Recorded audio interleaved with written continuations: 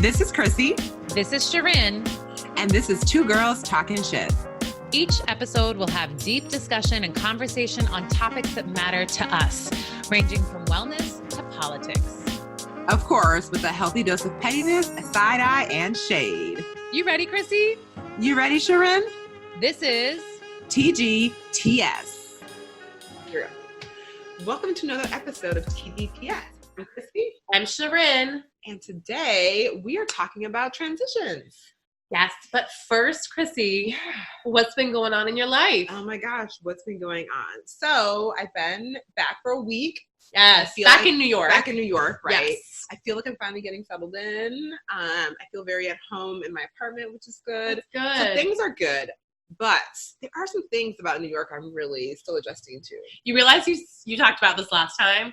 But what are these adjustments? Oh, they are? Yeah. Oh but I guess I'm still adjusting. You adjusted. Well, you talked about the new furniture. Okay, well, right? No, we got to talk about grocery shopping today. Oh, this is a topic. Okay, so I am used to grocery shopping with my car, right? So I go to like 2 or 3 grocery stores. Hashtag luxury. Drive to them. Hashtag Midwest. Yes, put Midwest. Put all my groceries in my bag. In my car. Right. Drive them home into my garage, just connect it to my house, and then just walk them upstairs, right? Listen, I'm having a hard time adjusting because, for one, you can't buy everything at one time unless you want to get a car of some sort, which I did have to do the first time. Right, like an Uber or Lyft or something, right? I had to do that because I overshopped. But this time I went back again. I was like, I'm not getting as much. So I didn't, but I still had a lot of stuff. Yeah, it's something you learn if you live in a city like New York, also like in a lot of like European cities where just people don't drive as much. Like you can't get all your groceries or things in one outing. I don't know. I'm having it because I'm like efficiency, right? Right. Like if I'm gonna go to the grocery store, I'm gonna take the subway there. We get everything because I don't want to go back again later in the week. No, because you got to think of future you who's dragging all that on the subway. And especially in New York, if you are that person at rush hour with all of those Trader Joe bags. Oh, God, no. It wasn't was rush that hour. you? No, it wasn't rush hour. But thank God it wasn't rush hour. Oh, God. It was like a Sunday evening. It was like 7 or 8 o'clock. But I had like a shoulder bag. I had my backpack that was tough. I had another bag in my hand. And I went to go through the swipe and I ran into the thing. And I'm like, what? I can't get through. And so I had to readjust all my bags so I could get through. Oh. So thank God it wasn't rush hour because people would have been very upset with me. Yes. And then also I got off the train. I don't live as close to the train station as I would like, which is not ideal. But again, farmers carries. It's all the strength training. Yes, it is. Thank God I strength train. I need it to get groceries. I literally say to myself, I strength train so I can function in New York. This is literally that is it. The stairs, the groceries, all the things. Yes. I'm like, thank God for strength training. Forget my body. I just need to live. And so I was walking home from the subway, and then it started raining. I had all these bags, and I was like, this is too many bags. But I made it. It was fine. Again, it's not the end of the world. It's just I'm still adjusting to, those type of things. It's an adjustment period. Yeah. I used to be go to the grocery store when I moved here and I'd be like, I'm going to buy a whole bag of apples and a whole bag of oranges. Right, because I need them all. No. Not anymore. No, you don't need that many things. No. You just learn, and then you learn online shopping. A lot of people who get their groceries online. Yeah. I don't like doing that. But people do that. But if Target or whatever, I just order everything online. Yeah, I did. I ordered an iron online yesterday. There you go. And here's the thing, though. This is me. This is how petty I am. I was like, $6 for shipping and handling? I'm not paying $6 shipping and handling. But then I thought, it's going to cost me $5.50 on the subway. Plus my time. I'm going to pay that goddamn shipping and handling and have it dropped off at my house. Yes. It's making me reframe my narrative around a lot of shipping and handling, for example. Right. So yeah. It's just, if you do not have a car, you learn very quickly what you cannot do when you're out. Yeah. And also you start thinking before you leave the house, you're like, okay, what do I need to take with myself? A backpack, this, and then that totally changes your outfit choices. It's a lot. It's a lot, Chrissy. You're learning. I know. I need a cute backpack that's still stylish a little bit, but we're gonna work on that one thing at a time. Slowly. But anyways, enough about me. What's happening with you? Well, for those of you following my cold, it's still here. but it's slowly leaving. I got my sense of taste back, which means I got my You sense of sound better. I got my sense of joy back. Yeah. It's better. But like, it's so funny. This weekend, I was at a breathwork training, which was amazing. But like, literally, I came home and Roger was like, "Whoa, you smell like sage." And I couldn't smell anything. Like, you couldn't even smell the sage. No? Listen, because part of the breathwork training is also like sage and Palo Santo, but like a lot of essential oils. And like, you know, just to open up your chakras.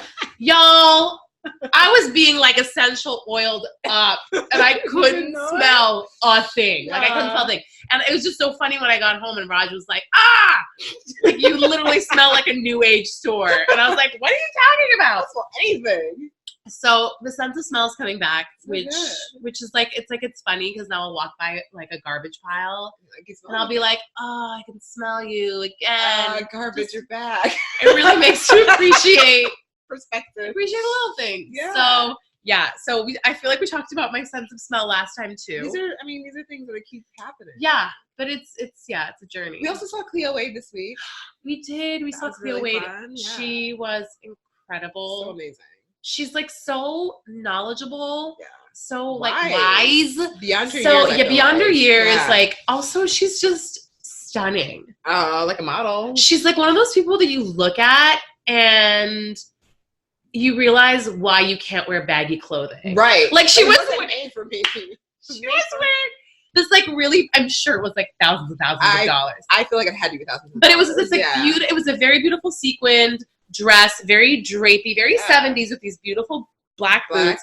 And I was just like, yeah, I could pull. No, I can't pull that off. No, wouldn't be for me. But she looked amazing, and it was like so shapeless. But it was like she walked up and she like floated. She floated up. It's called. I feel like it's like this nonchalant, effortless elegance. Yes, right. And her like, hair. It was. What do you mean? This whole thing. Yeah. It was. She was great. But she was great. Yeah. Her new book is really fantastic. Yeah. Where to begin? I've read some of like the poems in the back and the essays in the back. It's really, really good. Very beautiful book. Definitely check that out. Yeah, so check it out. Yes. So anyways, that's what's happening with us. Yes. What were we talking about today we're talking about like transitions in career. Yeah. Specifically, and just kind of because we both are on our second careers now. Yeah. And I'm sure we're well on our way to our third, fourth, and fifth careers. All the careers. I think we live at a time where it's actually becoming more and more accepted and prevalent that you do not stick with one career. Yeah. And having said that, though, there's just a lot. It's a scary thing to do, regardless of how many times you've done it or how quote unquote fearless you may be. It's really scary. It's very scary. So, Chrissy, how about you give us a little bit of background on kind of your transition from your 9-to-5 to kind of your own freelance thing? Yeah. So, I graduated from college, got a job like 2 weeks after I graduated. And it was like a job that I was like, I'm just going to like not play around. I was going to work there. Do really but just like job. See what happens, like get some experience. And honestly, like I thought I was worth it for 1 year because like my plan was like I'm gonna go to law school, and so it's just like there's a little thing to do right now, take a little break from school, and then go back. So I started working at this job, which was like the only job I interviewed for, by the way. Like one of my sorority sisters. Wow. Yeah, I like emailed my sorority sister and was like, "Hey, is your job hiring?" She's like, "Yeah." And so she's like, "Send me a resume." And like 10 minutes later, they called me. What? Like 10 minutes, and then they're like, "Come for an interview," and then they hired me, and then I had a job. It was like great. Cool. So I started. So Chrissy, this is what everyone experiences when they get a job. Oh my god, yes, definitely how it always happens with everybody. One job, and I don't even fill out a job application. It was like a resume, and that was it. I know. So I started working at this job, and 1 year turned into like almost 10. But what happened is like I started working there. I started getting promoted. I was making really good money. Because you were how old? I was 22 when I started working. Right, like a baby. I was a baby. Started working there. Also, didn't you get married at 22? Yeah, a lot of things happened in that year. What? A lot of things happened. I graduated out of college, and you were like, "Let's get life going." I got married. I got married in August. I graduated in May. Started my job 2 weeks later. Got married in August. Like all the things happened within a few months. That's how I do things, though. I feel like we'll talk about that later. Yes. In life. That's just how my life seems. Patterns I'm recognizing now. Anyway, so I started working there. I started getting promoted, and before I knew it, I was making really good money. So I was just like, oh, I'm not going to school. Forget that. Like, I'm going to keep working here. And I just found myself working there for a long time. But what happened is, because again, that was never like my dream job. Right. I went to school for social work and social justice. I thought I was going to be doing something in that realm. I was working at like for the VA, so Department of Veterans Affairs. Right. My first couple of years, I was doing like some interaction with veterans. But then when I got promoted, I was like in a managerial role. I had no contact with anybody. It was just like managing people. A lot of them whom were very unhappy people. So I found myself like really in a rut with working there. But then also like not wanting to leave because the money was really good. Right. But like somewhere along the way, I started working out for myself. Like I got a trainer. I had like this transformation with whatever. And whatever. Transformation with whatever. So there's a lot to that story. But like I had a physical transformation, but also started strength training. I had like all these things happened in my life that changed. And so then I started training. I eventually got certified and started training people myself. And then one day I was just like, I want to do something online. And so I hired a business coach again, just one day. I was just like, you know what? I think I'm going to do this thing. Wow. And hired a business coach, Jill Coleman, started working with her. Okay, wait. Yeah. Stop a second. Let's stop a second. Okay. Right. Yeah. Pause. Because that's a big decision in and of itself. Yeah, that is a big decision. You went from, okay, I'm just like working out. I really enjoy this. Strength training is great. To then, wait, what was, because that's a big leap. To like hire a business coach means you want to create a business. So what was that? What was that? Okay. So once I became a trainer, I was really, really fortunate actually that the guy I was working with, his name is Kirk. I'm still really good friends with him. He was my coach, and he was actually one of those like, you should be a trainer. Like, you would be so great at it. So he was one that really encouraged me to do that. Yeah. So I got certified. He taught me a lot, and he let me train at his gym, like, for free. Like, wow. Just like, just do your thing here. So I started doing that on like nights and weekends after I got off work. I would just train at the gym, and it was lovely. But then I was like, okay, those are really long hours. Like, I'd get up super early. I'd go to the gym at like 5 a.m. to do my own workout. Wow. Then I'd go to work, and then I'd come in and train clients at night. So it was like a really long day.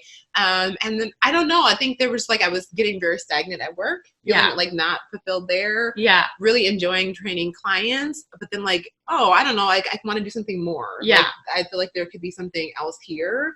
And eventually I think wanting to like see the possibility of moving out of my full-time job.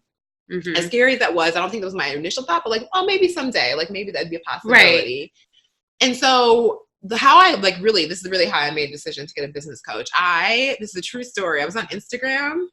This is like a Chrissy King story where like, this is definitely probably the first coach you saw. No, it is. Oh my God. No, I'm gonna tell you exactly how this happened. For those not watching, I literally just put my palm in my face. She did a face palm. I was like, what? This is definitely me. Okay. So, Jen Siegler. Right. In the fitness space. I've been following Jen for a long time. I was a huge fan of her work. She was on Instagram, and she literally just posted this picture with this woman in the picture. And the woman was Jill Coleman. And I was like, I've never seen this woman before. Right. So I clicked on Jill's page to see who it was. And like, Jill had this quote up that like, I don't even remember what the quote was, but it really resonated with me. So I commented, and then she commented back. I was like, wow, that was so great. She like commented back. Right.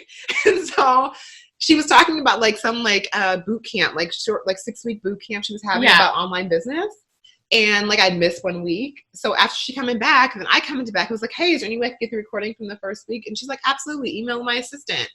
And then I did, and I listened to the rest of them, and I was like, cool, I'm going to sign up for her business coaching program. That was literally the decision. Wow. Okay. So I didn't and also I didn't even like, I'm just happy it worked out, because I also didn't even like Google who is Jill Coleman. I was just like, she seems very knowledgeable. You know what though? And I'll say this in my story too, but my first business coach was very similar. I didn't vet her, but the person who recommended me to her was someone that like, I was like, oh, like I trust you. And so, that's why I ended up working with them. But so for you, when you signed up with Jill, was like, did you have a plan in mind? Like, I'm going to become a trainer. Like or was it just like, this seems fun training clients. Maybe I can make this into something more. Yeah, it was definitely like that. So like when I signed up with Jill, I had nothing. I didn't have a website. I didn't have like a business page. I didn't have an email list. I didn't know what an email list was. Right.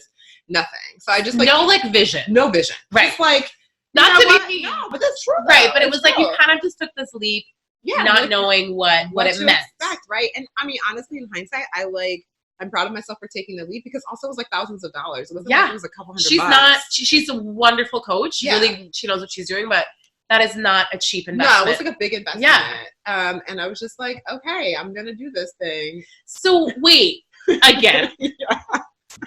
Again, let's back up here, right? Because, like, so what is that? Is that just like a Chrissy thing for you that, like, you're like, I'm going to invest X amount of dollars in this? Like, I'm making a good income. Like, how was that? Because it's an investment, right? It is an investment. So I think there were two things happening. Number one, I was really blessed to have a good income at that time. So I didn't have, like, there wasn't, like, a lot of hesitation because I was just like, yeah, it's several $1,000s. But, like, also, I don't know, like, I don't know how else to say it, but, like, I could handle, like, several $1,000s, right? So that's, like, a part of my own privilege. No, right? You can say that. You were making a good income, I was making a really good income. Yeah. I was also married at the time. My husband was making a good income. Right. We didn't have any kids. So it's like, we could afford to be like, okay, I'm going to do this. And he was, like, super supportive, which is great because also he basically got the same story. Like, yeah, I just met this woman on the internet and I want to give her thousands of dollars because I want to do this online thing maybe. Right, maybe. Right? It's like, I don't even know what that's going to look like. So that was part of my own, I had a lot of privilege in that situation. I was really fortunate to be able to do that. So what I was going to point out is, so Marie Forleo, because she does a lot of stuff around this, but she says one of the two things that block us from going after our dreams or even just exploring it, right? Like, I don't think either of us, when we started our thing, we knew exactly what it was we were going to do, but there was a curiosity there and knowing that the current situation is not what we wanted. Yeah. Like in 5 years, right? Like just knowing, like, you know what, if I think of 5 years from now, do I still want to be here? No, kind of makes me feel a little bit uneasy. Yeah. No. So, so the two things she says, it's money and time, right? So you had the money, but I know you did not have the time. I mean, yes and no, right? Like, when I think about my situation compared to others, I always say I didn't have kids, right? So I feel like in that regard, I had more time than probably other people but did. I want you. But I wasn't just like sitting around like because I want you to also, because like in this, what has always, like when I first met Chrissy, she was doing both things at the same time, and I want you to talk about that because I think a lot of people, when they think of a transition, it's like, oh, I'm working my 9 to 5. I quit, I burned this bitch down, and now I have my, like, business. Yeah, it doesn't happen. It's not that. Like, there's a lot of time you're actually doing both at the same time. And I remember when I met you, you were, like, literally staying up till, like, 1, 2, 3 in the morning. Yes, that is true. Working on your business, and then, like, waking up to go to the gym and then go to work. Yes. So, yeah, that's really true. So, I'm glad you brought this up. Yes! This is a big part of her story. It is a big part of this because I think there was a good, probably at least 2 years, maybe 2.5 years, where I felt like I consistently slept 4 to 5 hours a night, like as a regular practice. And I don't, like now, if I don't get my 7.5, I'm like, whew, I don't know, I'm tired. But you do what you have to do when you have to do it, right? So that was definitely, I mean, it's just what I had to do. And during that time, I mean, I still worked out pretty regularly because I just enjoyed it for myself. Right. So yeah, it was very much like get up at 5, go work out, go to the gym. I also think it was because it was your business. It was my business, right? There's that sense of like, I should be doing this. And it is also part of your education because you were creating programs and you were, okay, so you hire, back to Jill. So you hired Jill. And then what were the discoveries or realizations that you had that made you kind of go a little bit more deep into this, like, whatever this possible dream was? Like, yeah. So, I mean, actually, one thing I should say about this is that and me and Jill talked about this so many times. I think I'd say the first close to 9 months of working with Jill, I didn't really do all that much, to be honest. Like I was showing up, I was doing some stuff, but I was like really, I was really worried about like other people are going to think, right? Like, oh my God, people, who am I to show up on the internet and be like, I have a fitness business. I was like really quiet. Like I'd post. So you had your Instagram page and your Facebook page at that point? Yeah. Jill was like very much like, get this stuff going, which is really great about a coach, the accountability. Did you have a website? Did she make you get a website? She did make me get a website, right? She made me get a website. She made me, which I did myself. What was so awesome about Jill, she had like a lot of tutorials, like followed along. She is great about that. It was awful, like, because I'm not a tech person, but it was great though, right? So I set up my email list, but I didn't really tell people like, oh, I have email list, join it. There was like 5 people, my family members, like a couple of my really close friends. Oh my God. Talking about it. In my early days, it was literally like just my mom opening up my email. I was like, she'd open it like 3 times. I'm like, oh my God, bless you. Thank you. Okay. So it was just like. So you had all the things, but there was that part of a lot of hesitation, a lot of fear. Okay, let's talk about that. Because Chrissy King, to many of us, the myth, the legend, the woman, you come across as very fearless. Like you write about stuff that's like very difficult sometimes. Yeah. You take up space. So like, yeah, it took tell me a us long about time. that. It took me a while. It took me a while to get there. So yeah, like the first 9 months I didn't do much. And then I had this like in-person retreat with Jill, and was like, 3/4 of the first year was over, and I really hadn't even done anything. So I talked to her that week, and I was like, I think I just like, I just want to do this thing. She's like, all right, let's do this. And so then like I went to LA and had like an in-person day with her, which again, that's a big thing. I'm flying to LA. I'm spending money doing that. But like that first in-person was like where I felt like, okay, I'm going to really do this. And she really put me on the hook to do some stuff. Like we put it together that weekend, and then she told her Instagram following about it. I'm like, okay, this is happening now. And that was like when I really like, and so again, this is almost at the end of the year. Now I'm like, just feeling like I'm getting started. Right. And the program's over. So I was like, all right, I'm going to do it again. Sign on and do another year with Jill. So I did. But like through that process of just like continuing to show up, I just started to build a little confidence, right? Because it was like I did that first challenge that it was like a fitness related challenge, strictly fitness. And I shared it with like everybody I knew, like on Facebook and Instagram. I told people about it. And I was like, oh, that wasn't that scary. Like people were excited about it. Like my family mostly supported me. Like people showed up. I remember I was so happy because like 60 people signed up for my challenge. I was like, that's amazing. 60 people on my email list now. That's amazing. So great. And so I realized like it just wasn't that scary. And then it was just like little things. Like I think just taking those little actions that are really scary time and time again, you build confidence. Yeah. And you're like, okay, I did this thing. I didn't die. Like it'll be okay. I can keep showing up and doing more. And you just build on that. Yeah. To the point where like I'm not still fearless. Like I text you all the time and be like, I'm scared to post this. What do you think? And she's like, post it. And we do that to each other, right? Because you never, I think like at every level, there's still things that you're nervous about and fearful about. Yeah. I don't think the fear ever goes away. No. And you're constantly changing, transitioning and leveling up, as you said. Yeah, so there's always going to be fear there. But I do love what you said, that like you have to start with these like very little things. Yes. And then and even when they go wrong, when you see that, oh, okay, like that was okay. Like I was able to recover, or it wasn't as bad as I thought, or like nobody seemed to even notice. Right.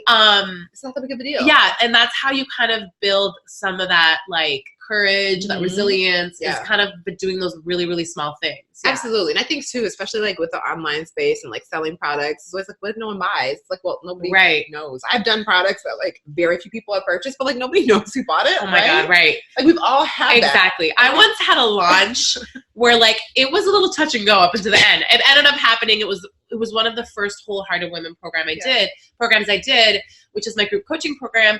And I was like, I did not have many women registered.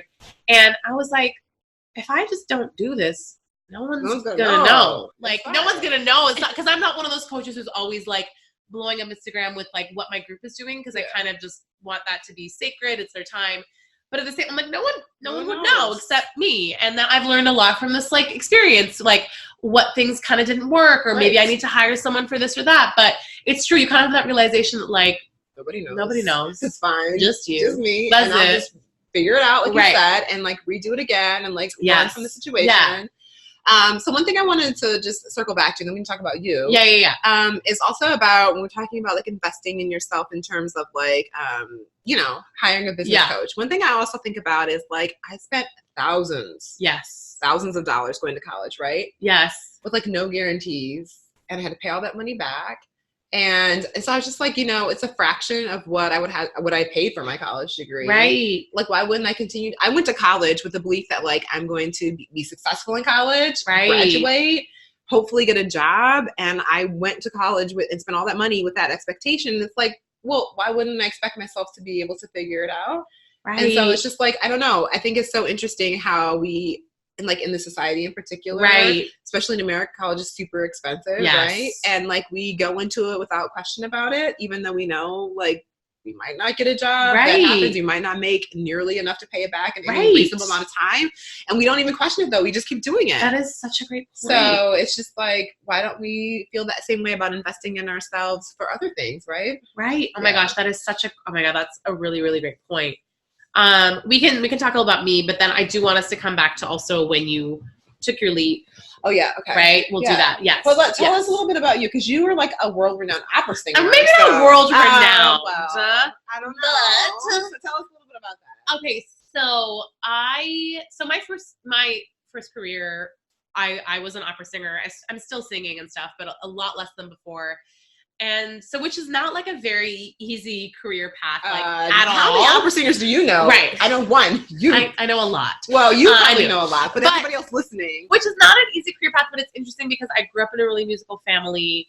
And so when I decided to sing, when I discovered this passion of mine, like, it was just like, oh yeah, like my whole family was on board. Which is amazing. Right. Like it wasn't like a weird thing. Nobody ever said to me, like, this is a really difficult life path. Like, maybe you should reconsider this. And so I kind of had that, like, you know, naivete of youth where you just kind of like go after the thing that you want. And so I moved to New York to do my master's. And I mean, I think I've talked about this before. It's part of my like origin story as to how I found coaching. But you know, the world of singing, I think it's a similar world for many creative people.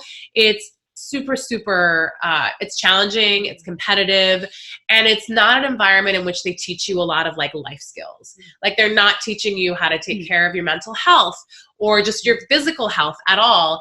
And you're kind of taught to believe that, like, the struggling artist, right? Like, you should be struggling. It's part of the story. That's it should feel difficult. Like, literally, your mentors and teachers are telling you, like, some of them would be like, oh yeah, like I would, like, you know, I would have crippling anxiety before I went on stage every time I sang. And I'm like, right. But at the time you're in it. So you're like, oh, it's okay that I'm terrified, or, oh, it's okay that, like, you know, and it's a world that's it's hypercritical. The world is hypercritical in and of itself, but in the artistic field, it's just people are critiquing you all the time because it's for your growth, but you're not hearing a lot of compliments. And so that part of the human like mechanism, which is already critical, is just hyper aware, right? So it's just a very kind of, it can be a very negative space to be in.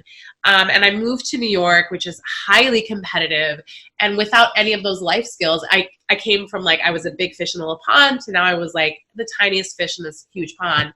And I just was like, oh my God, like, I'm not shit. Like, I got to get my shit together. And so I was just in my career where I was singing, I was achieving a lot. I was getting a lot of great work, and I knew I was a good singer, but at the same time, I was miserable. Like, I was like exhausted. Like, I don't think I was really honest with myself at how exhausting, not just the travel and all that was, and auditioning all the time, but like just mentally exhausting, right? Like, you're literally critiquing yourself all the time. And so I was living my dream. And especially, I think in my 20s, it felt that way. Even though I was being super, like, again, the mental stuff was not there. But, you know, I was traveling a lot. I was meeting cool people. I was singing in projects that were really, amazing shows. I was very, very fortunate that I, straight out of college, I was working steadily. And then a couple of years out of college, this does not happen for most singers, I was supporting myself fully as a singer. Like, I didn't have any side gigs, nothing like that. And so that is actually, like, that's kind of a very, like, small percentage of singers. And I don't, you're a rock star. Well, I mean, I don't know that makes me any better, but I think that I just was able to, it just worked out for me, which is great. Right. But at the same, and then I hit my 30s and I just was like, holy crap, like, I can't sustain this anymore. Like, I just couldn't envision myself, that thing I was talking about. Like, okay, I'm like 30, 31. Can I still be, like, going to auditions, like, in 5 years and not knowing what my year looks like? Because that's like the thing with singing, like, you just don't know what the year looks like. And so many things are out of your hand. And I knew I didn't want to be teaching. A lot of singers become teachers. I just knew it wasn't something I did well. And so for me, I was like, holy crap, what do I do? And I was thinking of going back to school. And because I was just really unhappy. But this is another thing in the singing world, is that we don't really talk about this. Right? I think that's another thing within the creative world, is it's that it is so competitive. You don't want anyone to know, it's like your weaknesses. Right. You're like, oh, everything's great. I'm like singing here and I'm singing there. Like, right. And from the outside too, like, my life looked great. Like, I was going to Germany to audition. I was singing in Italy. Like, so it's also this really kind of, it's terrible. So you don't feel like you have anyone to talk to. Right. And I was like, but I just can't sustain this. I was miserable.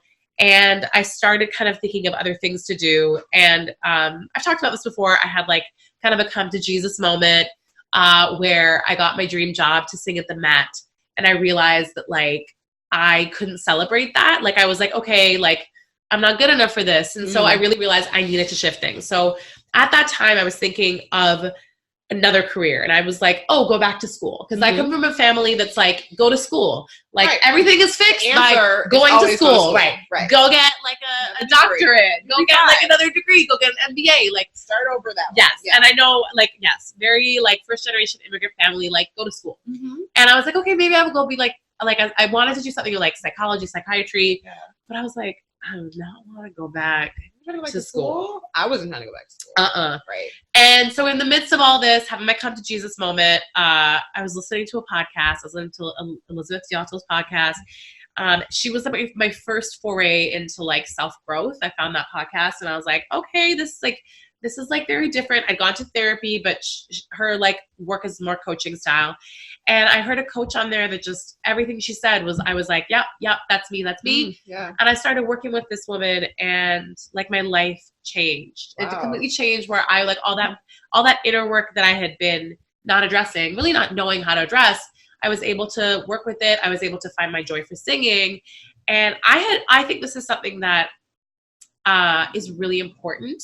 And if you can get there, please try to get there. But if you do end up transitioning careers because you do not like your career and it's making you miserable, especially with singing, I knew I did not want to leave singing on its terms. I wanted to leave it on my terms. Yeah. I wanted to find my joy again. I wanted to leave because it wasn't for me. Yeah. Not because it was telling me I'm not for you. Yeah. Because I've seen a lot of my colleagues do that and they're very, very resentful. They still are kind of like, there's this energy of just like, you know, it's like getting out of a relationship. Yeah. In like a terrible way, you're still like, you know, like fuck that guy, you know, like, and I just knew I didn't want that. And so if that is something you can work towards to find, and if it is a job that you once used to love or what, there was a passion there, or there was something there, I would really encourage you to get to that place before you move on or before you leave or before, because that for me was the greatest gift I gave myself because I got to a place where I knew I loved to sing, but I knew the business wasn't for me. Yeah. And I left on my own terms. Oh, I love that. You know?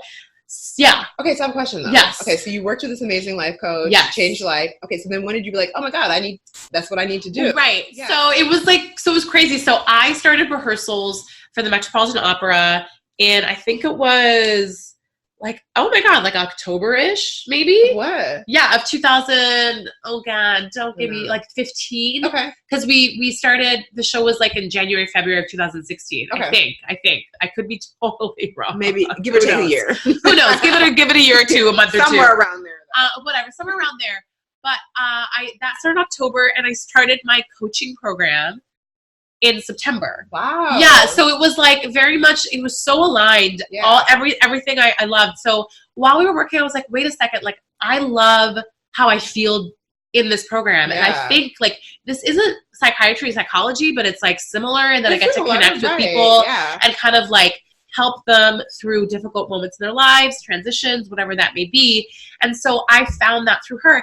And again, like, I think this is the thing with like just being curious, which both you and I, like, I think that's a theme in our stories. It's like, I just started working with a coach, not thinking I'm going to be a coach. Right. You know, I just kind of was like, I just followed my curiosity. And I think that's a big part of when you're starting to feel like this is not for me anymore. Right. You don't need to know the exact next thing. You never need to know. Right. But you do need to get curious and start like seeking out your curiosity. Absolutely. Right. And so that's kind of where it led. And I was like, oh my God. So I started looking at different coaching programs. I found one that was like really aligned. I also actually didn't overthink it. And thank God I found a great coaching program because now as a coach, there's some coaching programs I don't know if I would recommend, but I found one that was great. And again, like I think sometimes the universe brings to us, like if you're just open to it, it brings you the perfect thing. Like it brought you Jill. Right, yeah. It brought me this program. And so I finished my contract at the Met in March. I graduated from my program in May. Yeah, that's amazing. And I just like kind of what was great about my program was we had to kind of do a practicum. So I had to have around 40 or 50 hours of coaching. So I had like some clients and some of them wanted to continue with me. Oh, amazing. And I wasn't charging them much. I don't think I was charging some of them at all. But I was just like, okay, like I really like this. Let's just see what happens from there. And for me, again, the biggest thing, like my family was so on board. They were just like, I mean, I think it's funny. My parents were sad that I wasn't going to sing anymore, but not because like they'd invested money but like they just really loved that part of my life. Of course, like maybe being up stage, and it was this legacy that I continued for my family. Yeah. But at the same time, it's a big deal. It's a big deal, right? Yeah. And I think also too, the career I was leaving, it was so much a part of my identity. Yeah. Yeah. And like that, one, right? It's a big one. And I think a lot of people will find that like they are now one and the same with what they do, which is never the case. Like it's never who we are. But there are some careers that feel a lot more like the fabric of our being. Right. Like I am an opera singer, right? Yeah. And there's this really great quote by Mark Nepo, who's this poet, and he says like in our society we become so focused on being nouns and we forget that we're verbs, like we're just verbing it. And so instead of I'm a singer, like I sing. Yes, I sing. That's one of the things I do, but I'm not just a singer. But there was a grieving process. Yeah. There was a grieving process, even though I knew it was time to leave. I knew it was like, and there was a really difficult process where it's like the universe does this, where I started getting all these jobs. Like once I decided, you know what, I want to slow down on the singing stuff. I want to kind of get curious about building a business. I started getting all of these jobs. And I think like there's one way you could interpret it saying like, oh, the universe is saying like, keep singing. Right. Or the universe is saying like, which one's your choice? Right. Like, what are you going to choose? Like, what are your boundaries? Like, what do you truly, truly want? Absolutely. Like testing me. And it was really hard to say no, especially because as a singer, I had been taught to say yes to everything. Yeah. So that was difficult. Navigating that was really hard. Grieving, kind of letting go of that, being a singer, that life, and also then letting the singing world know I'm not really singing anymore. Like I remember again, my posts and stuff, I was really concerned about how I would be perceived, especially again in a world where like it's all or nothing, right? Where you're very, very much judged, or maybe that judgment is like, it's like, that was my perception, but I do think it's there. You're like, oh, like, what is this person doing? Like, she's a singer. Like, why? Now she's like writing about like, what? Joy. Like courage and joy and like, what is that about? And so that was one of my fears too. But honestly now, like 3 years in almost, I like my colleagues, my singer friends are just like so incredibly proud, right? And they like love my work. And a lot of actually singers are kind of combining the singing world and coaching and making it such a more like woke space, which is actually making me happy. So so it's just really interesting. But I definitely had that fear when I started like posting stuff of like, what am I, who am I, and what are people going to think of me, right? Absolutely. I think that's a totally normal fear. And going back to the identity piece, right? I think that's such a huge thing. Yeah. Because even like I wasn't an opera singer, like it wasn't but even leaving that job, like it still was a part of my identity, right? I had been working there for 10 years. It's a lot, right? So it's like a part of who I was. And so while I was like super excited to leave that position because I was miserable at the end, it still was like, I don't know, it was still hard to let go. Yeah. I remember like my last day, like in my mind, I had been thinking about leaving for so long. I was like, oh my God, I'd be like so excited, like be like running out the door, like, I'm free. But then actually I was really sad my last day, right? And I was like, why am I sad? Like I'm really miserable working here, but it was still like this weird feeling. And I was like, I cried a little bit. I'm like, oh my God, what is wrong with me? I should be happy right now. And even after, like, you know, so right when I quit my job, I went and traveled for a month, which was great. So I wasn't really thinking about it. I was like but then I got back and I was like, okay, now what do I do now? Right? Like, what is this? So it is a part of the identity that's hard. And I think the other thing you touched on that was so important is like, it is like letting go of something to get something else, right? Yes. You really have to, and letting go is really, really hard. Yeah. Even when it's like for things that you're super excited about and you're happy about, it's really hard to let go of like the certainty. Yeah. And again, like as a singer in my career, I knew what to expect. Right. I knew what it was. And you also had like things like benefits. Right. But I had to, you and I have those things. And those are really scary to let go of. Yes. It's really, really scary to let go of. And like, there's also something about just like, again, especially my job, like having a steady paycheck that you know is coming every 2 weeks. Right. You know exactly what it's going to look like. And then all of a sudden to go to like, okay, I don't have it anymore is really, really scary. It's super scary. Yeah. And so now I'm like just over a year out from that because I left in August of 2018. Yep. And it's like been a really great year. Like definitely not always easy, right? Right. Like, we've talked about this, I think, before. Like being an entrepreneur is great and exciting. There are also days where you're like, wow, this is really hard. Yes. This is really challenging. It is. This is not all fun and games. Well, because it's glamorous. there's this part of you that realizes it's all on you now. It's on me. Like no one is planning like next quarter or the quarter after. Like it's you, right? So it's just you trying to figure it out.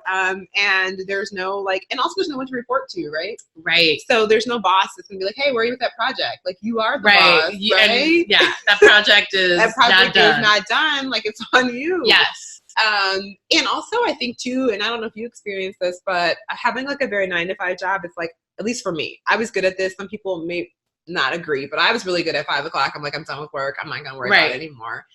Like having your own business is not really like that, right? No. Like you're on vacation, you're thinking about, like you try to turn it off and I try to turn it off, but you're still thinking about like all the things that you need to, like how you need to still be present and show up for these things. So it's very different. It very much bleeds into all of your life. And I think it's harder to establish those boundaries because I do think they're important, right? And that balance, but it's more challenging for sure. And I think, also Chrissy and I transitioned into careers where we're working for ourselves. You have our own businesses. That is not to say that like that is if you want to change or switch. We're not saying like we're not saying you need to be because I think also something that we really have to bring up is like I think in our society now this life that we're living, like this entrepreneurial self-employed life is really glamorized. And I think a lot of people are like, oh, like I should quit my job or I shouldn't be looking for another 9-to-5. And I don't think like, that's not the case. That's not the case. It's just not for everyone. And also if it's not for you, that's totally great. There's no pressure. So I'm glad you brought this up because I was at an event a couple weekends ago and this woman was like one of the attendees there. Yeah. And she came up and we were just like talking about the weekend. And one of the things she said is, I was like asking her questions about herself. And she's like, oh, I forgot what she said. Like, I'm just like a secretary. And she's like, I probably should like probably be doing something else, but like, I'm happy with my life. And I was like, no, that's great. That's like, great. Right? There's no reason to preface it like, I'm just a whatever. Right. Like, I think back to what you said, like now there's like, it feels like a lot of pressure that you should be like outside of your job. You have to be having a side hustle. Right. Or that you should be working towards being like a freelancer or self-employed or whatever. Like actually, no. Right. Like, having a 9-to-5 is great in so many ways. And especially if it's something that you enjoy, like good for you. If your 9-to-5 is not making you like hella miserable, then it's fine. And and also like, for instance, your 9-to-5 afforded you the time and the benefits and the money to invest in yourself. 100%. And to invest in those things that made you curious. And so there's nothing wrong with that. There's nothing wrong with that. And I look back at my time in my 9-to-5 and like, not only that, like you're right, it didn't give me the money to invest, but gave me the money to take great vacations, to do lots of fun things. It afforded me the option to pay all my student loans back, right? Like those are things that it provided me 100%. So I don't know. I think you're right. There's a lot of emphasis on like, you need to do your own thing, but like also jobs are great. They're awesome. Are great. They provide security. They provide paychecks. They provide you, again, the ability to like work your job and then go do the things that you love to do with your time. Yes. And that's totally amazing. Yeah. Yeah. So for you, what was that process of you making that leap and quitting your job? Yeah. How, like, when did that seed get planted and how long that take for it to happen? And then what was just that whole experience like for you? Yeah. So I think that I started thinking about it seriously probably like a year before I actually quit. And part of that was just like, okay, I mean, realistically, like I saved more money, I put more money aside than like I had been before, because of course, like I wanted to have a little safety net. Because again, I think there's also misconception that you just go, especially like in a creative space, that you go from this to like, oh my God, now you're making like, all this money. Right. And that's just like also not true. That's the glamorous part of it. Like that is just not the case. And so it was definitely a process of like putting money aside. But honestly, I think that I had been saying I was going to leave, and I kept pushing the date out. Like I would just keep, I'm going to leave in 3 more months. And like, I think I would have done it forever, to be honest, because it was just so scary for me to take that leap and be like, okay, I'm really going to leave. And Jill was just like, okay, Chrissy, like, let's be for real about a date here. Because I'd be like, okay, I'm just going to do like one more lunch. It just kept going. It would have kept going. So she didn't by any means make me quit my job, right? But she was just like, honestly, Chrissy, she was my coach. She'd been my coach for like over 2 years at that point. And she was like, I would always be 100% honest with you. I think you're ready to take the leap. Like you're in the right place. You're doing the right things. Like you need to trust yourself. And then I think it was And honestly, like when you look back at things, I think, you know, situations at work got really bad. Like I had a situation with like an employee that I was supervising who got violent with me at work. Remember that? Yeah. And it was like a really scary. And I really think that was like what was like, okay. I mean, I was like breaking out in hives because I was like so like worked up about things that were happening. It just wasn't a healthy work environment. Right. And like also my supervisors handled it really poorly. There was like it was like a perfect storm for me. Like, okay, this is like enough is enough. Like I don't need to put myself through this anymore. And I'd done the work already to be like, I'm confident and ready to take this leap. But the funny thing is, so then I went, and I told my boss in person, like I went and talked to him in person, let him know I was leaving before I put in my form. And he was like, I want you to go home and think about this for 2 days before I accept your resignation. Oh my gosh. He was like, and so thinking about people, like I already had thought through all these things. I had my own fears. He's like, you make a lot of money here. And he's like, and you're really good at this job. Wow. Are you sure that you want to leave? Wow. And I was like, wow, I didn't need that. You're not coming here for that. Wow. I know. Yeah. So, and also I think he had a little bit of guilt because I think he felt like part of the reason I was leaving because of what had happened, which was true. And like, he knew that. Right. So I think it was like a little bit of his own guilt around it too. But yeah, so I waited 2 days as he requested, still put my resignation, and he still came in my office after that and was like, are you sure? He's like, God. He's like, up to the day you leave, if you change your mind, just let me know. Wow. Up to the day. And I mean, and twofold, like I was a really good employee. Like I just know that I did a great job there. I was very respected at my job.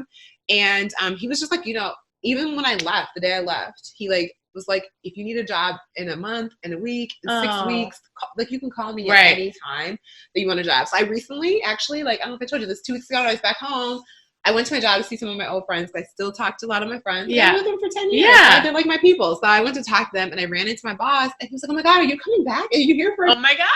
I'm like, no. I'm just here to see my friends. I'm like, I'm great. And it was actually really interesting because so many people that I used to work with like follow me online and are like so excited about what I'm doing. They're cheering me on. So I ran into so many people like, we're so happy for you. Like you're giving us so much hope about, you know, possibilities. So, I mean, people are always watching and it's really, I don't know, it's really cool. So for those of us who are listening or watching and are fans of Chrissy, I think what's really exceptional and amazing about your story is like, and I don't think people would know this by just seeing your online presence, is like it took you a year to finally make up your mind to leave your job. Like, like you even kept delaying it. You even kept talking yourself out of it. Yeah. Even though like at that time, Chrissy, like you were having successful launches. Yeah. You had a very strong online presence. Mm-hmm. You were doing amazing things. You were doing like workshops and stuff. So there is that thing with like, when there is fear or there's doubt or there's uncertainty, like sometimes there is no amount of like money or success or whatever that's gonna make you feel like, okay, it's time. It's time. Like you really have to do that work because that fear is always just gonna pop up. 100%. You know, you're gonna be like, oh well, until the next launch or until I get maybe like $10,000 more dollars, whatever that is. There's gonna always be another thing that's gonna delay you, right? And I'm not saying that there isn't like, yes, have your like a nice little landing pad. You know, don't just like leave, but at the same time know that like, regardless of how well you're doing, like Miss Chrissy King over here, you know, it's still going to pop up and it's still going to be part of the process. Yeah. Yeah. And I think the other thing I kept reminding myself, and I literally had to tell myself this for like months after I left, is that like I could always go back and get a job. Right. Right. Like it wasn't like even if my boss hadn't said I could, like I had an open door, like there's other jobs. Like I had skill sets that I had for 10 years that I learned. I could always go get another job. Like it wasn't like this is a final decision that forever now I will not be in a corporate or setting or a 9-to-5 job. So I think it's always a reminder that like, it doesn't have to be a final thing. And also I was miserable at that job. So regardless if I decided to like stay there or whatever, like another job would have probably been the answer anyway. Right. So, but yeah, like what about you? What made you, I mean, I know like you slowly made that transition to like stop singing or not, you're still singing a little bit, but not as much. A little bit. But how, you talked a little bit about how it was really scary to let people know. Yeah. So pretty much my last, when you're a classical singer, you have opera work is like, usually it's at least a month of work. Mm-hmm. You're gone for like 3 weeks and the opera's for like a week and you're usually traveling. And then you have concert work's a lot less. It's like maybe 4 or 5 days a week max. Okay. So opera work takes a lot out of you. And so I like consciously decided my last opera gig was this last spring. And it was an opera that I'd always wanted to do. But for me, it was like this thing where I I couldn't juggle both things. Yeah. And I was finding myself just like enjoying the coaching way more. And just, you know, there is a level of creativity when you have a business. Yeah. It actually is a really creative endeavor. And I really love that about business. Like there's a lot of things that kind of keep me up at night, but that part of it is really, really fun. And so I just realized like, I was literally like, I'd be like, I do coaching in the morning and then I'd have like rehearsal in the afternoon, or I'd be practicing for a couple hours. Cause like, it's a lot of work to get. It's a lot of work. It's like, I mean, you don't get to sing. Just like, you know, casually doing things once in a while. But like the only thing. Well, if you're not an artist, like the only, like the best analogy I could give you is like being an athlete. Like you can't half-ass it, you know, like you can't just like, go to a competition like being like, oh yeah, like I'm also like working on like, and like that's why Serena Williams right now is so under fire, because they're like, oh, you're not as focused on your tennis game, you have like this, that, and the other, which is some bullshit. Right. But at the same time, it is a lot more to juggle, right? Because your sport or your art requires a lot of you. And I didn't want to get burnt out. I didn't want to get stressed out. So I was just being very conscious of my time. And I got to a point where I was like, oh, actually, I can make more money coaching full time than I can trying to juggle all these things. And yeah, I think for me, it was like just it got down to like, I just like doing this more. Yeah. And so again, like, I think I had a little bit of more experience with crazy freelance life of like not the unknown. And so I think that really helped me because it's not like I had benefits. It's not like I had like a strict schedule, like singing is just very up in the air. And so, so it's just been a lot of like figuring out what makes me happy, and then just having to say no though to things that would have made the former me very happy. Like I've had to say no to so many projects, art singing wise, that like I would have really jumped at the chance to do before. So it's just been, for me, it's a little bit more of like a slower transition, but I would say like I've been coaching full time now since last spring. So it's not even a full year. So that's kind of my journey. Well, I think it's so beautiful about your work though, is that all of your posts, I read them, they're so relatable. And I think that no matter like what career you're in or what season of life you're in, like I can look at your post and be like, damn, she's talking to me today. Like, thank you. And it's just so beautiful. So I don't know. I learned so much from everything that you talk about. And again, I think it's so relatable to no matter like where you are, what you're doing. Thank you. That means, well, so I think, and this actually, you just bring up something that's like, I think really important to know too, is that I think my writing now, of course it's influenced by the work I'm doing now and like all this knowledge I'm learning and whatever, but it's also because of those 10 years I spent as a singer. Yeah. Right. Right. And so like, just like you, none of that is lost. Like your college degree, that time you spent in that career, it's not wasted. No. It's going to be part of whatever you do next. It's going to inform that. And so had I not had those 10 years of like extreme joy and extreme miserableness and extreme like sadness, but also happiness, I don't think I could be doing the work that I do now and to have the empathy that I have now and to have the curiosity that I have now. So yeah, like whatever you are doing, you know, some people are like, oh man, I wasted like, 10 years of that, because you could say that, like I wasted 10 years and now I'm this age. And it's like, no, everything about you right now is perfect for whatever you want to do next. 100%. It's experience. Yeah. It's how I got to this place now. Yes. Right? Yes. 100%.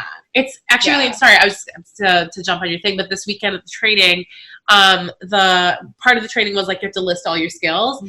And, like, and she was like, write down everything, like not just related to healing work, but like everything, like whether you had a job in marketing or whether you're like a mom or whether you're like whatever. And we forget that all of those things like really influence our work. 100%. Like 100%.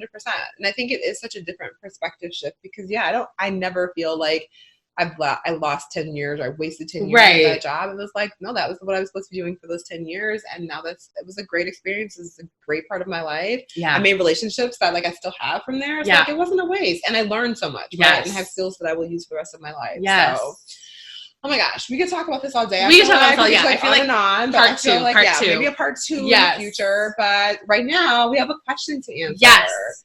So today's question is from someone who wrote in, and they were curious about what to do when they don't have motivation to work out. And I think it could be about motivation to be anything, right? Though, like a new habit that you want to form. What do you do when you don't have motivation to do something, but you want to do it? Right. I want you to answer this one first because I feel like this is very, well, not just the fitness part of it, but I think it is a question that's asked. I think it's something that is applied to all of life. Like, and I think it's so perfect for a transition talk because like the motivation to do anything like change or hire a coach. Yeah. But I feel like you deal with this question a lot. So you go first. So I think particularly when it pertains to fitness, right? I think one thing to always ask ourselves in relationship to whatever our movement practice is like this type of movement bringing you joy right now. So speaking of that, like I haven't been, since I've been in New York, I haven't been doing like super heavy lifting, right? It just is not resonating with me right now. And I think we have a tendency sometimes to be like, but that's what I do. So that's what I have to be doing right now. Right. And the answer is like, actually, you don't have to be doing that right now, right? So do whatever it is that does feel good. So I think that if we try to force ourselves, like I have to go to the gym and work out for 45 minutes, but I really, like you hate being there, right. You're not enjoying it while you're there, the whole thing is miserable. Like what would feel good for right now? Is like going to a dance class, or just walking outside and enjoying movement that way. I think there's so many different ways that we connect with movement. I will say for myself, when it comes to the gym, like for example, yesterday, I procrastinated. I was like, I'm going to the gym today. It's happening. I procrastinated all day till 7:00 at night. And I was just like, man, I still haven't gone to the gym, but I really want to go today. Like in my mind, I want to go. My body is saying no. Right? I'm not gonna say that because I don't promote R. Kelly, but I was about to say R. Kelly lyrics right there. Okay. Anyways, going back. I was thinking of Genie in a Bottle. Doesn't she sing into that? I was thinking of R. Kelly. I'm not. We're not. Okay. We're not gonna do that. Anyways, so then I was like, okay, here's the deal. I'm gonna go to the gym and I'm just gonna like try it out for a few minutes and see what it feels like. Just do 10 minutes of movement, and if it's like, oh my god, this is the worst, I can leave. I can just leave after that. But when I got there, I was like, oh okay, like 10 minutes in, I'm like, okay, this is not so bad. I'm gonna keep going. I'm a little bit more, and so I ended up being like 45 minutes. And so I think there's like a balance, right? Because I think you have to pay attention to like what actually is bringing you joy. Right? And do you enjoy working out right now? Do you enjoy the form of movement you're doing? And then I think there's some times where you just like, I gotta just like get myself in motion. Yeah. And then see how it feels. And again, if 10 minutes later you're just like, no, this really still sucks. Right. Cool, go ahead and leave.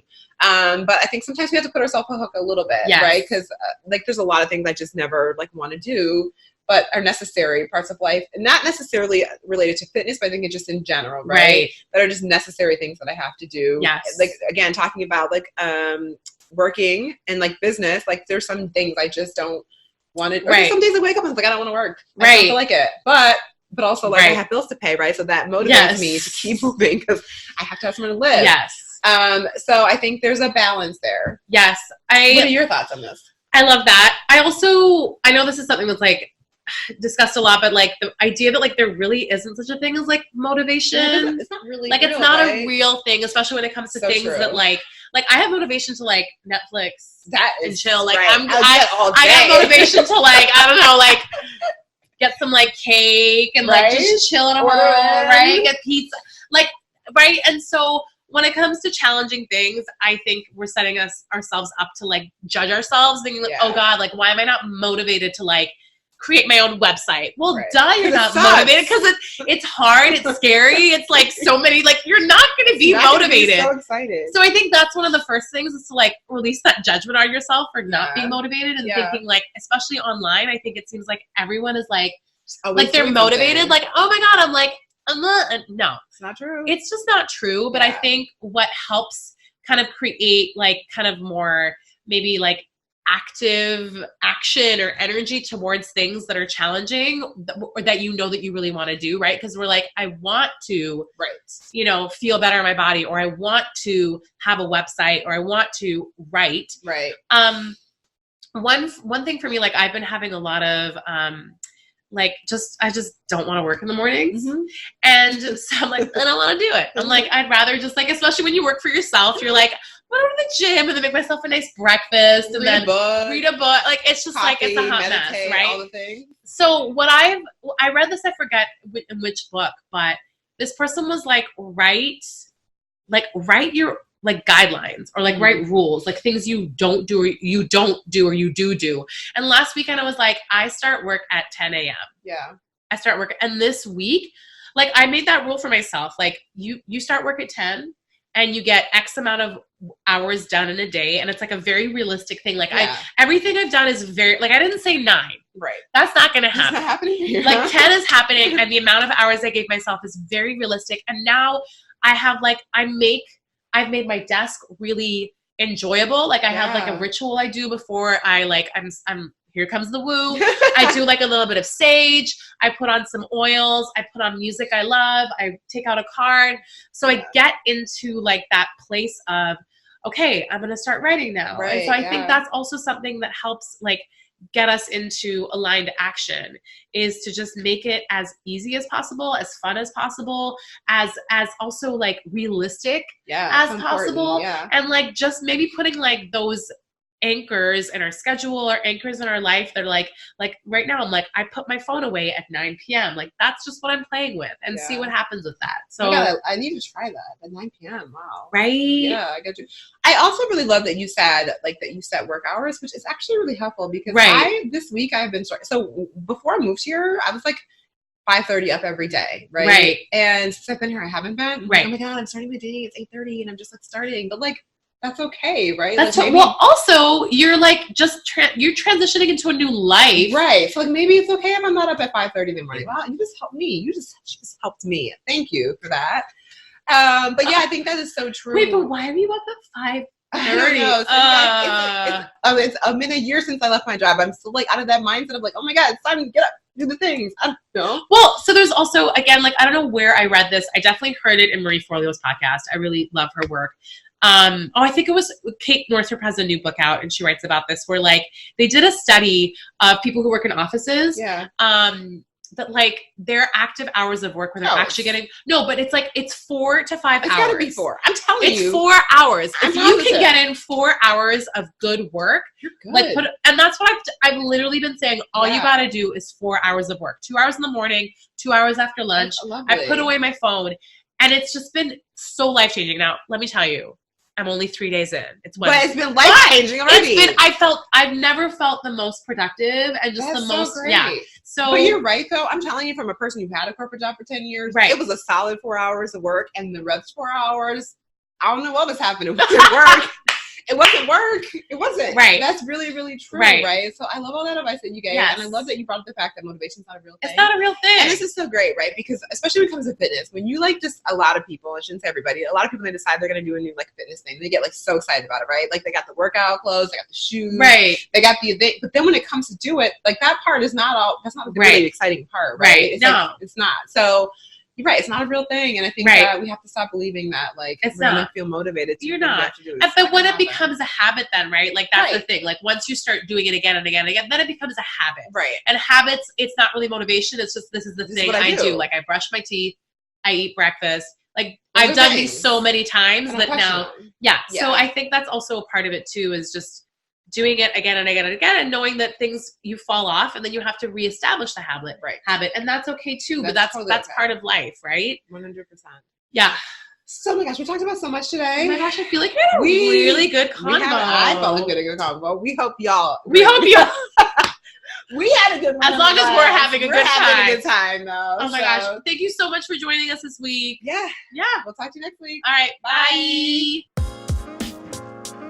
Thank you so much for joining us for this episode of TGTS. If you like today's episode, please subscribe, review, or leave a comment for us. And please share the TGTS love. Until next week, bye.